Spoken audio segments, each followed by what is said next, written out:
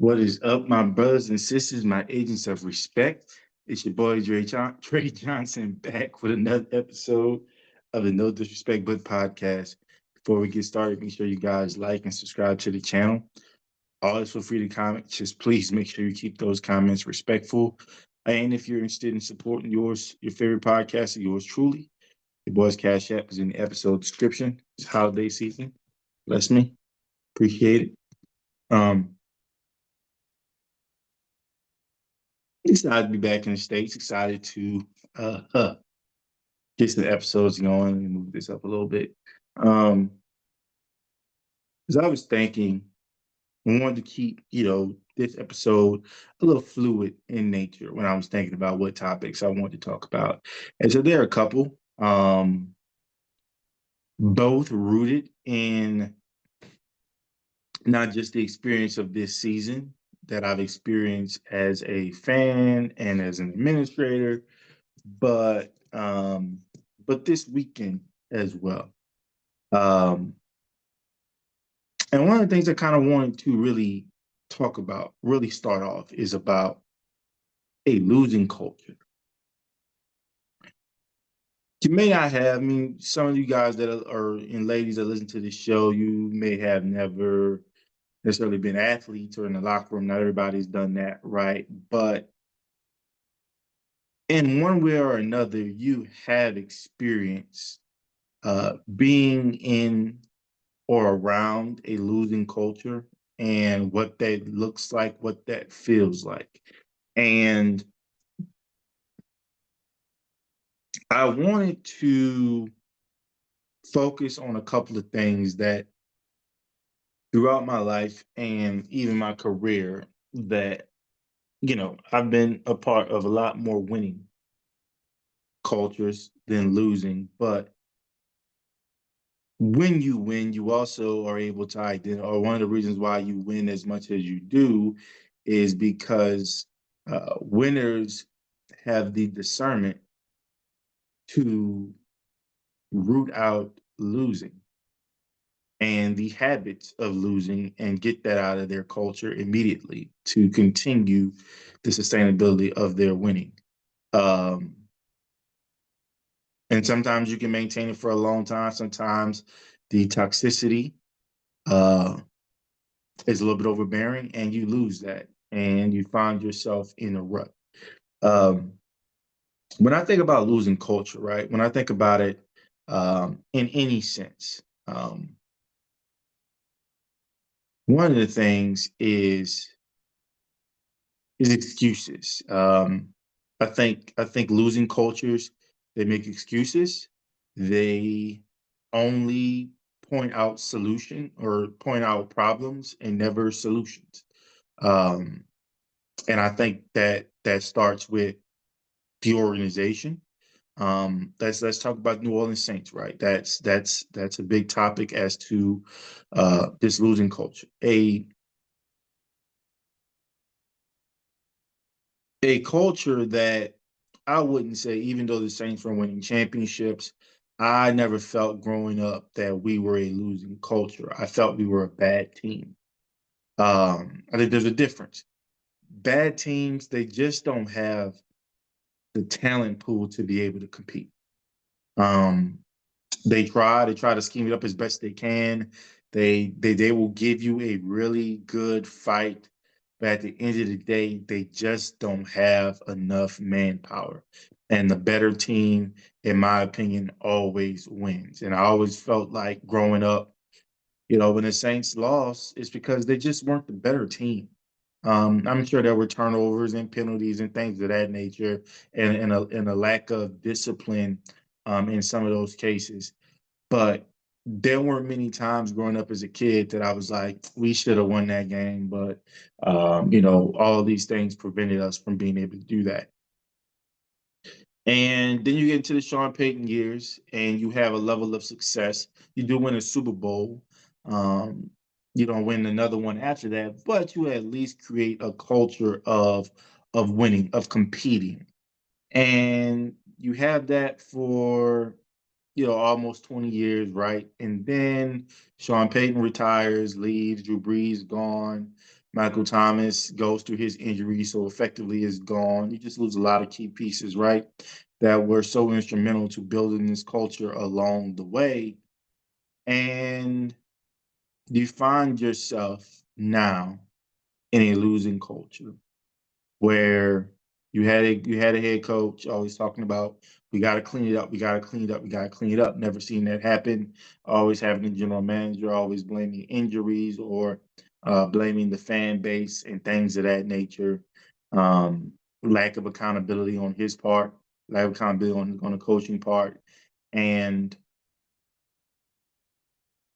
now we're in the Kellen Moore era, and you see what has transpired over a 5-year period of implementing a losing culture into New Orleans. Um, and you see the new guard trying to remove that as best as they can, but you still have a lot of that in. And so when I think about the Saints right now, man, they're 1-5 on the year. They could easily be 5-1 because look, Seattle, we were just bad, just got blown off the field. But 5 of your 6 games, you had every opportunity to win this game. Um, Selling for field goals when you should be scoring touchdowns, largely in part because you're having penalties in the money area when you get down there. You're having some questionable play calling to a degree, some questionable personnel to a degree when you go down there. Being one of the worst third down defenses. When teams have a third down against us, they're converting at a much higher clip than you would like. I think at one point it was in the high 40s that teams were converting on third downs. And we are a young, rebuilding team, for the most part, young. And we can't afford mishaps in the 3 phases of the game. We have one of the worst special team units in the league. And it just seems like we can't get out of our own way. And I won't say names, but I'm having this experience in another area of my life in terms of how can you root out a losing culture when you see it? What to do about a losing culture when you see it? Um, I think a lot of it depends on what phase you're in. I will say, while the Saints have been frustrating, the way um, I answered someone's question on Twitter when they asked, how do we feel? I think it was my boy, that boy Wolf, on X, the Saints Block Party podcast, and what they're doing over there. He kind of asked, and he usually does this um, after a game, win or lose, and he'll ask, okay, how do you feel? And what I said about how I felt coming off that loss against the New England Patriots, where I felt like the Saints had every opportunity to not just win the game, but to run away with the game. Um, I kind of said it, and I'm trying to paraphrase a little bit because I can't remember exactly what I said, but it was more of not quite being bothered as much by the losing as much as it was how we're losing, in that veterans and guys that we're leaning on, you know, they're the root cause of it. Quincy Riley, Jonas Sanker, two rookies on our team, had a rough day.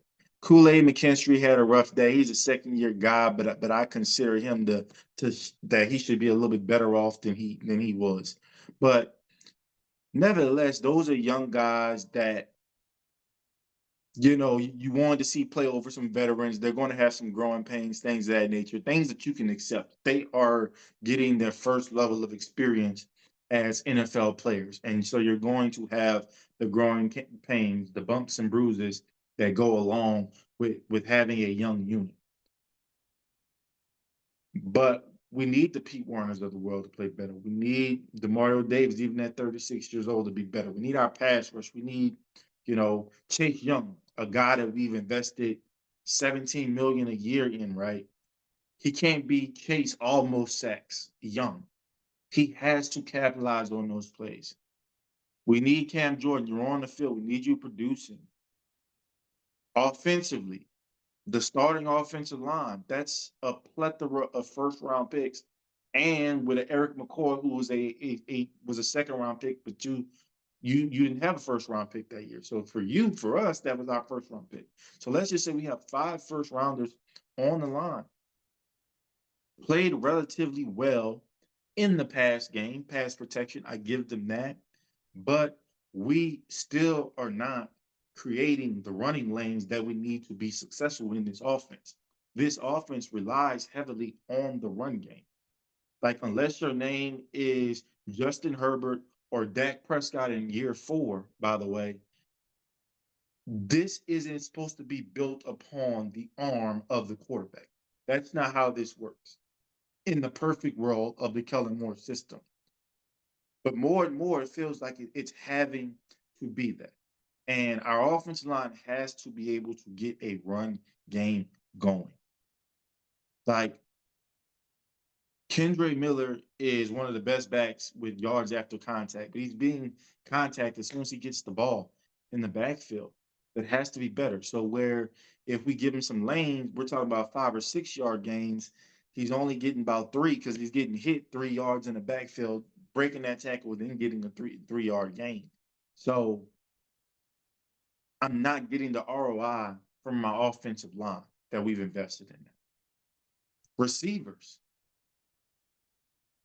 in my opinion, you're kind of getting what you're paying for.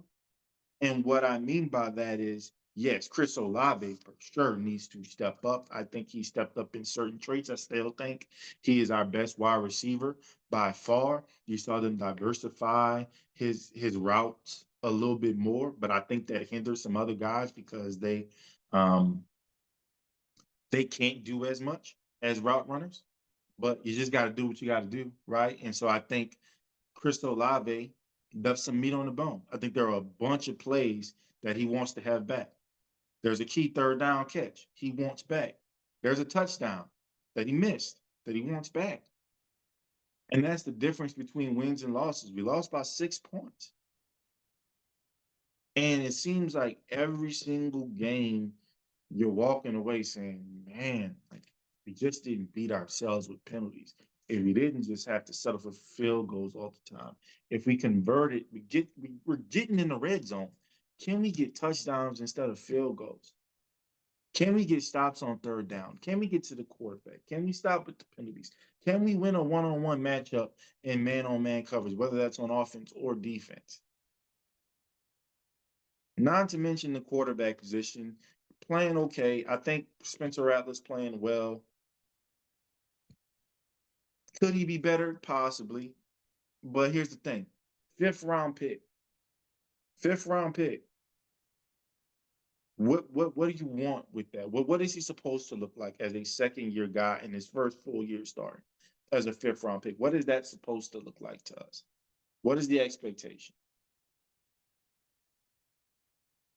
Like I said, the skill positions aren't doing it. Chris Olave isn't playing as well as he should for a first round pick. Someone we actually used another first round pick to get to. So technically, 2 firsts are installed into the Chris Olave, and he's going to be looking for a new deal. And I'll get to that in a second. But Rashid Shaheed expected to be our wide receiver too, but he's an undrafted return specialist.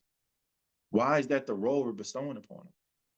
You trade a fourth round pick for Vele. We're not using a 6'4" body that can route run in the red zone. And that's been our biggest struggle. We're 29th, if I'm not mistaken, in the red zone touchdown percentage. That has to be better. That has to be better. And for me personally, just never been about losing. Never enjoyed it, never enjoyed watching it. And so I know there are some in our fan base and I'm not mad at them that when we do lose, they cheer it on because, oh my God, we're going to get a top pick. And here's the thing. This is probably one of the worst drafts to have a top pick in the sense of if you were looking for a quarterback, which I don't believe the Saints are. But let's say if you believe that us being in this position meant we got a prime quarterback, there ain't nobody in college football that has taken that mantle yet. Like my guy Ty Simpson at Alabama is arguably the best quarterback in the nation, and I'm not even sold that he's supposed to be a first round pick at this point in time.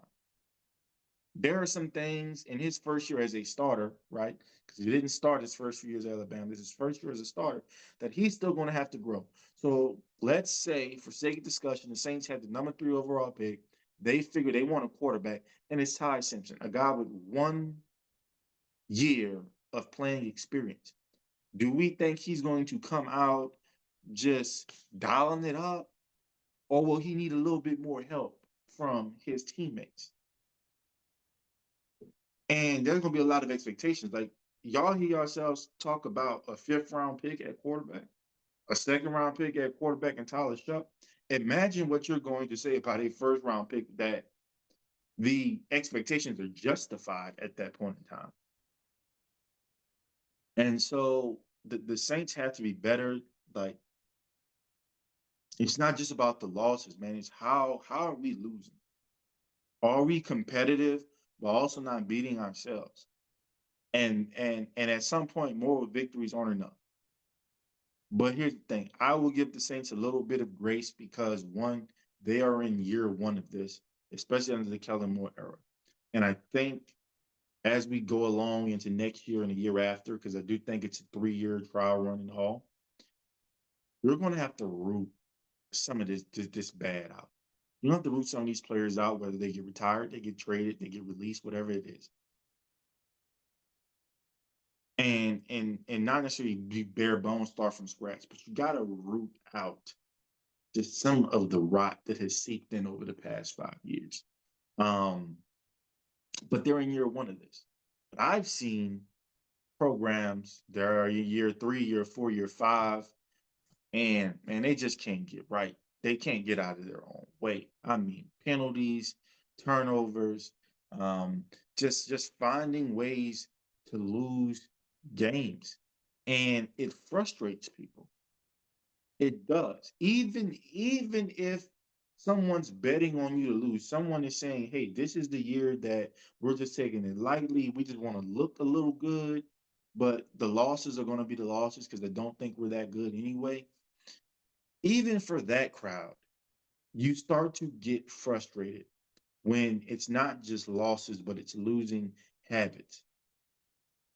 One of the things, if you guys remember, when we were talking about should the Spurs tank for Wemby at that time, and it's like, yeah, it's Wemby, like you got to do it, but it was about how can you still try to instill some positive habits where you know you're kind of losing on purpose to get the best opportunity to get a transformational, life-changing player, organizational changing player, which the Spurs were able to do. But one of my biggest knocks was that we held on to a lot of guys that were part of that losing. And in that losing, you saw some bad habits. I would always come here and complain about, I know we're tanking, but the turnovers, the shot selection, the rotations defensively, and not being able to defend the 3 ball. This is when we had a Jakob Poeltl who was an okay rim protector, but like you still knew you had somebody in the back end, and it's like, why are we giving up wide open threes? And here we are going into year 3 of the Wemby era. You have this player, there's a lot riding, but you still have some guys that were part of that tanking regime where through the 2 years of Wemby, more so 1.5 years because he missed the latter half of the of last season, you're like, I'm seeing some of the same things. I'm seeing them turning the ball over. I'm seeing the bad shot selection. Like you got a 7'5" guy and you can't even do a post entry pass. You're still giving up threes when you got a guy that's like he led the league in blocked shots and didn't play like half the season. You had that at your disposal, but you still built up those habits. And Now the Spurs have added some new guys in, maybe some guys from winning cultures a little bit, and you're hoping to um, filter out what has seeped in. And one of the worries you have, right, is that losing mentality could then seep into the player that you have built things around. And so, and look, I love Wemby, but there are certain things and his own growing pains that I want to see cleaned up in year three. I don't want to see the dribble turnover and trying to be too fancy with the dribble as a 7'5" guy. I want to see a little bit more strength on the block. I don't I mean, yes, it's great when he has the ball in the perimeter and he can make plays, but I want to see him down low where he's much closer to the rim. I want to see more things like that. But again, like I said, that was a risk you ran of, oh my God, like if we keep letting these people with some of this loser, these loser habits be around our prize, well, they're young and impressionable. They may take that on. And so it was wonderful that you got a Chris Paul in the building last year. It was wonderful that you got a Harrison Barnes in the building last year. It was wonderful that right before the trade deadline, you get a De'Aaron Fox, who has been a part of a rebuild, but also been part of a resurgence, right? Now I feel a whole lot better as a Spurs fan. And so I'm hoping that eventually the Saints get back to that. We root out some of those negative losing habits, and then we start to get players in the building that have won before, know how to win. They're leading the charge. They're productive, right? Because it's one thing to bring in a veteran, but they're not producing. It's going to fall on deaf ears. Chris Paul produced. Harrison Barnes produced. De'Aaron Fox was producing before his injury. We want to see the same things like with the Saints. I don't think the veterans are producing. I think some of them are part of the root cause. And we're going to have to phase them out with some young guys. But take on those growing pains as well, because they're going to be young. They're getting their first NFL experience. They're going to make mistakes. But losing culture can take its toll. And again, I'm feeling it. Um, I'm feeling it to where it's like it's getting just becoming a hassle to watch because you're seeing the same things week after week after week, and you're telling yourself it's going to be different. You're telling yourself that things are going to change, and they aren't. And at some point, you want people to answer for that. And that's kind of where I'm at with a certain number of things. What gets put on tape, you have to hold an account for that. That's what Coach Womack said with Alabama. You started to see that. I think even in certain instances, I think he's holding himself accountable as well. You've seen adjustments be made defensively, especially in second halves of games. What you put on film, and that's not just in the athletic sense, y'all. What you put on film in life, you have to take account for that. And so, are you going to be the person that um, buys in and and adds to a losing culture and the losing habits, or are you going to be a trendsetter and say we are better than this, we will be better than this, and start to instill those winning traits, those character traits that lead to positive change. Um, and here's the worst thing about losing culture as I pivot is irrationality amongst fan bases. Back to the Saints for a second. The number of times I've heard Spencer Rattler's name, and whether that's the bad of, oh my God, he's a horrible quarterback and we can't win with them, um and we just got to move on, bench him, put in Shuck or whatever, draft quarterback, or if it's the crowd that says he's a franchise quarterback, you just got to give him everything for him to be a franchise quarterback. Look, Spencer Rattler is, to me, he has proven that he can be a starting quarterback in this league. He has proven he can be one of 32 starting quarterbacks in this league. The Saints front office going into this year wanted him to prove that. Yes, that goes along with the hiring of Kellen Moore, a quarterback whisperer, a guy that has developed quarterbacks. That wasn't with Derek Carr in mind. That wasn't going to be developing a 34-year-old quarterback. That wasn't with the Jake Hayner in mind, who I think could very well be developed into a high-end backup, but he just froze when the lights were on, to my knowledge. But there was something that Kellen Moore saw in Spencer Rattler when analyzing this job.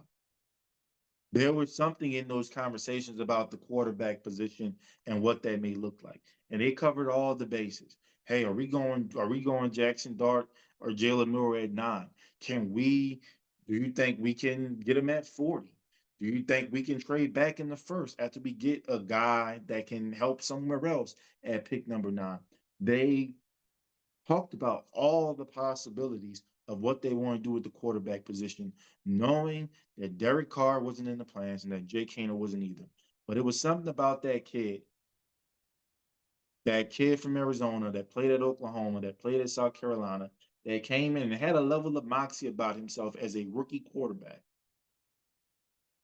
There was something about him that a guy who won the most games in college football, who had to be a backup quarterback and never really got his shot. There was something about this kid that he gravitated towards. He says, I want to give him a shot, but I'm not going to give him everything. And that's when you go get a Tyler Shuck, you have them compete. Spencer Rattler wins the job. And so there's talks about extensions and all these things, which I will say when it comes to Spencer Rattler, it is way too early to talk about extension, man.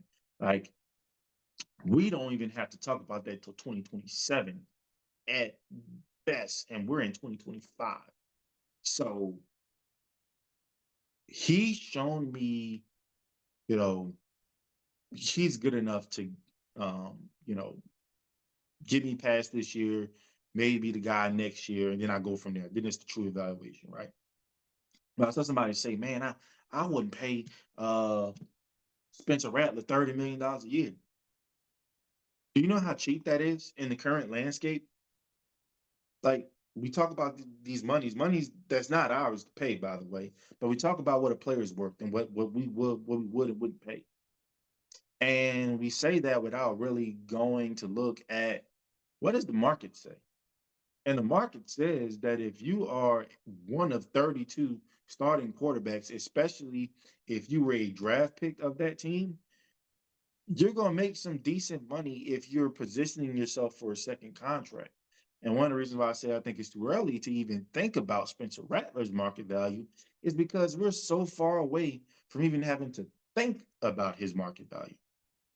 But if we wanted to fast forward and let's just say he's a guy that, you know, goes from winning you 5, 6 games to 9, 10 by the time we're in 2027, you may give him a middle of the road deal. It may not be 30 million at that point. It's going to be a little bit more because of the salary cap and things like that. But you can give Spencer Rattler a top 15, top 20 salary in this league. You're not going to give him top 5. Hell, you're not even going to give him top 10 as it currently stands because I don't think he deserves it. And you guys know how I feel about overpaying Jags, like quarterbacks who are just guys, like a quarterback that's just a guy. And I think right now that Spencer Rattler is just a guy, but you can win with Jags. There's only one franchise quarterback that has won a Super Bowl not named Tom Brady in this kind of, I don't know what, past 8, 9 years or whatever. That's Patrick Mahomes. It's Patrick Mahomes. Nick Foles, not a franchise guy. Jalen Hurts, in my opinion, not a franchise guy. I think he became a franchise quarterback because, hey, we're winning. Like, we're not losing. Um, but we're not winning because of him. We're winning with him and the traits that he has and how he elevates his game and others, but how others elevate what he does. Um, I think you're seeing it with Brock Purdy right now. They're finding out, is he yo, did we overpay? Because Mac Jones is doing okay, just about on par with what Brock Purdy was doing in from a performance standpoint. So look, Spencer Rattler, if he proves himself to be good enough to be our starting quarterback, he's going to get a level of a payday. Doesn't mean you have to overpay, which leads me to that. When we use the term overpay, what does that mean? What is the number in your head that makes you think it's an overpay? And are you utilizing it in comparison to what the market value for that position says? So now let me pivot to the wide receiver position right now. Chris Olave, who is second in the league in targets right now, um, has almost twice as many targets as the next closest person on the team. Has some drops. PFF is going to tell you he only has two. I think he has more. But again, wide receiver position, the more targets you have, you're going to have some drops in that. He's getting about 10 or 11 targets a game, if I'm not mistaken. Just like the more attempts a quarterback throws, the more you're opening yourself up for interceptions, right? The more running back carries the ball, you're opening yourself up for some fumbles, right? The more defense is on the field, they're opening themselves up for giving up a busted play. You see where I'm going with this?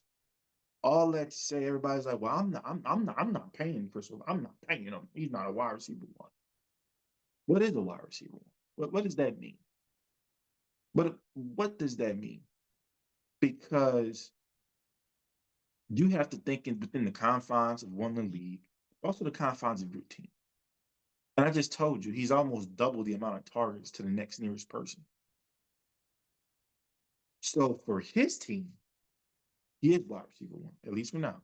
He is wide receiver one. He is being treated accordingly. And I'm here to tell you he will be paid accordingly. So let's talk about what that pay looks like, right? You're talking about Jamar Chase and Justin Jefferson that are in the 40s or close to. Then you're talking about guys like Tyreek Hill that are like in the mid 30s. And then you got guys like Amon-Ra St. Brown, AJ Brown that are in the low 30s, like 32, 33, something like that. And then you get into guys like Waddle and Smitty and Brandon Ayuk and Terry McLaurin. Terry McLaurin actually has 29, is at 29 a year, by the way. And you start to get into that. And then where does Chris Olave run? Chris Olave for this team, what he has produced, two really good years coming out, one injury riddled season last year, at least getting the opportunities to be impactful this year. More than anybody else on the team, right? There isn't anybody else that's taking the mantle, stepping up. And there's a lot of guys that are in position to get paid, but they ain't stepping up. He's going to get somewhere between 28 and 32 million. Like he is. And guess what? That's what he is worth. That's what he has proven to be worth. That is his market. He is being asked to do what the Jalen Waddles, the Devontae Smiths, the Brandon Ayuk's, what their pay suggests that they are, but just another level. Because guess what? Jalen Waddle, up until a few weeks ago, had Tyreek Hill. Devontae Smith, he has AJ Brown.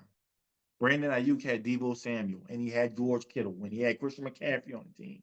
Like, so Olave is in that range. And he'll more than likely get that range. This notion that I'm giving him a 3-year, $30 million deal. A starting receiver in this league ain't making $10 million. Like they aren't. Not when it's time to re-up. Like that's just not happening. That's not where the market is anymore. It's blossomed.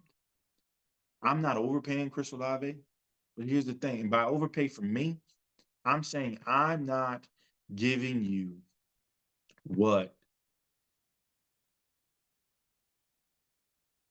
definitely not what the Jamars and the Jettas are making. I'm also not comfortable giving you what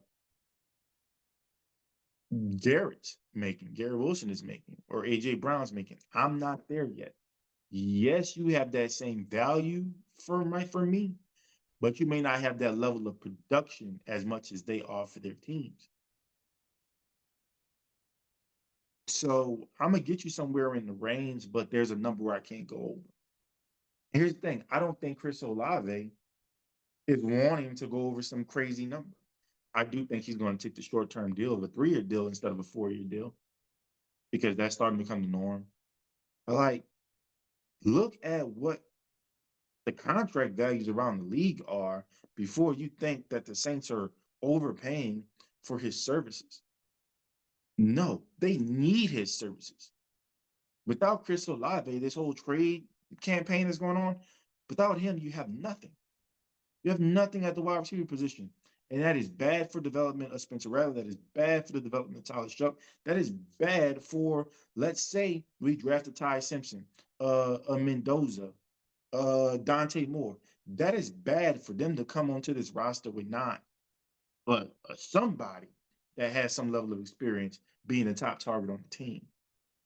It's just setting them up for failure. And God forbid, like again, I see the way y'all talking about Spencer Rattler and Tyler Shuck. Let's say we bring in a first round pick. You're not going to care that they don't have a wide receiver one. You're going to have those expectations that they got to step up to the plate and be the savior at this point, which is totally unfair because guys are not coming in prepared the way they had been in previous generations. They just aren't. So they expect a guy to be ready day one. Cam Ward was the best quarterback prospect in this class, and he's having his bumps and bruises. He's somebody that I'm on record saying he shouldn't be starting day one, but because he's a number one overall pick, and because the Titans don't have anybody, he has to be the guy day one. His coach just got fired, by the way. Shadur Sanders, not ready day one. Jackson Dart wasn't ready day one. They had to just let him work the system. And here's the thing. He's only playing because of organizational pressure. In a perfect world, he's still not the starting quarterback of the New York Giants. The organizational pressure, Russell Wilson not playing as well, Daniel Jones balling in Indiana right now. You put the pressure on and said, hey, he has to play. He has to play now. I don't care what he looks like. I don't care about the growing pains. We're going to go through it. And he better look at least halfway decent or Brian Debo, you're out of a job. That's where the Giants are right now. And to the credit, I think Jackson Dart has looked serviceable, pretty good, has shown some flashes. But this notion about these contracts, man, and what guys are getting, even what guys get, you think TreJuanJohnson isn't that good of a player, and oh my God, they're paying him way too much money. Well, no, when you look at his stats, he's a top 15, top 20 tight end, and his salary line is towards the back end of that, right? And when you think of the top 15, top 20 tight ends in their pay, he's towards that 15 to 20 range from a salary standpoint. Because he's also, from a production standpoint, in that 15 to 20 range. So, what the league market is, what the value to our team and how they're utilized is, plays a crucial part in what a player is about to get paid and what they're going to be commanding. And I think, again, Chris Olave is going to get I think he's going to get a 3-year, $100 million deal. Maybe, I don't know, 75 guaranteed or something like that. And we're going to call it a day. And we're gonna roll with it. And if it's Spencer Rattler or Tyler Shuck, they know, hey, I got a guy. And then hopefully you add some more talent in the skill positions. And you give them the opportunity to really show and see if they can take this franchise by the horns. And if they can't, then we're moving on in 2027 to a young first round pick. Because at some point, Kellen Moore is going to need his guy at the quarterback position. Now, they're giving Spencer Rattler his opportunity. They may give Tyler Shuck an opportunity at some point. But neither are Kellen Moore's guy, quote unquote.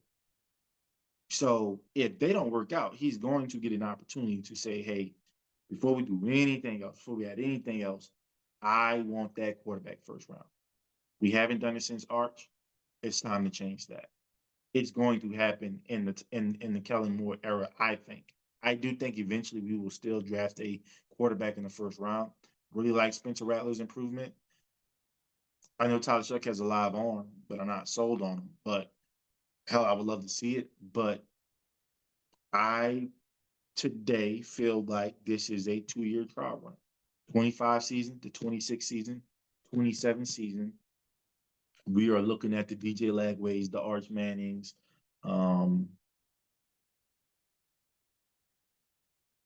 perhaps Austin Max. Um, would Bryce Underwood be ready? No, he wouldn't be ready yet. So, but I think we're gonna be looking at quarterbacks in that class, maybe. The Nicos of the world, like the Dylan Rayolas, they're going to be ready, and they're going to be guys that have played a lot of ball too. Because I think now we're coming into guys that are fifth-year seniors, and not all of them have played a ton of football. Some of them have, some of them haven't. You're going to get some young guys who are still underclassmen. Well, they're going to be juniors coming out, but they have played a lot of football, and they may be a little bit more ready. And that's kind of where I am, my mindset today. Would I love for Spencer Rattler and Tyler Shough to change my mind? Of course I would.